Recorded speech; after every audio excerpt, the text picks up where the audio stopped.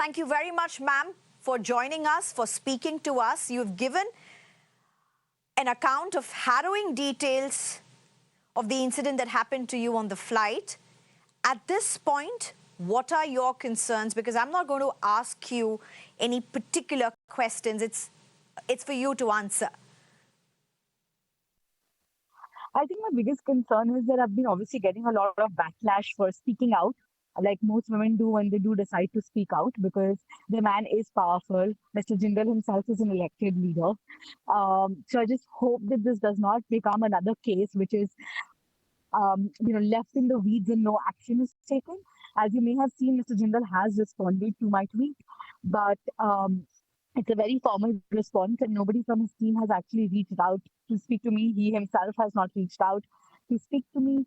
So I think my next hope is that there is actual action that is taken. What kind of backlash are you talking about? This is extremely serious. Have you also launched an official complaint about the alleged sexual assault?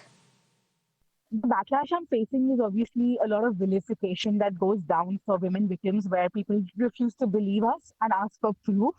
Um, they have been asking me why I did not complain in Abu Dhabi, what happened, um, with obviously like greater justification needed from my side on what happened and what actions I took. Instead of being understanding that I was alone and extremely rattled by everything. Um, when it comes to filing a complaint, there's no end to how many trolls one has on social media and how many people would I, kind of put complaints against. So right now, I've only complained to the Kolkata police about the incident of sexual harassment that happened with me on the flight.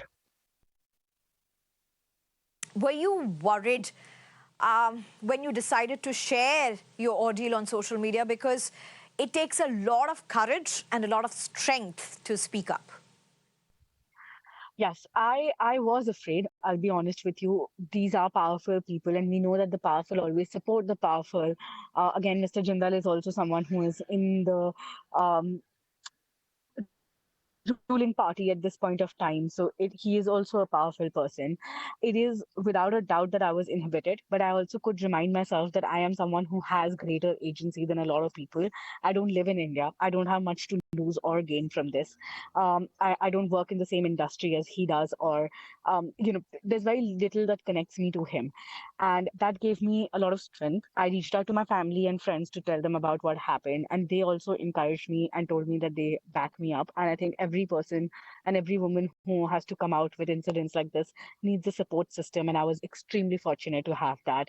And I could take to Twitter. Obviously, I compromised a little bit on my mental health in being able to do that, because, like I said, the backlash always exists, and it's. I think an important thing to mention, particularly in what you have narrated, is that you did say a no. Often women are not able to say that no. It's extremely important that one does that. But are We you were saying having that a very despite innocuous and you normal saying very clear no's, the alleged sexual assault continued? a very innocuous and normal conversation. And then this man started showing me videos without my consent, and my body froze up. I feel like there was so much, I was so shocked and taken aback by what was happening that I myself did not know how to appropriately react. I did not know um, whether to scream, to shout, to run away.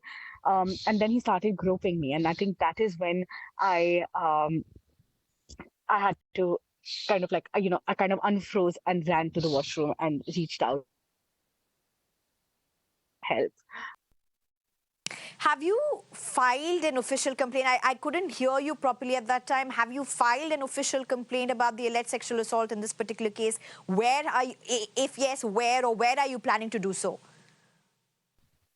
So I have filed a police complaint with the Kolkata police. And when I say that, I mean I have emailed them, because, as you know, I am based in Boston right now. So obviously not being in my own country takes away from the kind of legal action that I would like to take. But I have emailed the commissioner of in Calcutta and in the DCP at the airport. relating the entire incident, as I have also narrated on Twitter. Um, and again, I hope that now that FIRs don't require the person to be physically present, it will be taken seriously. Ma'am, thank you very much for talking to Mirror Now. We wish you strength and we wish you justice. Thank you very much.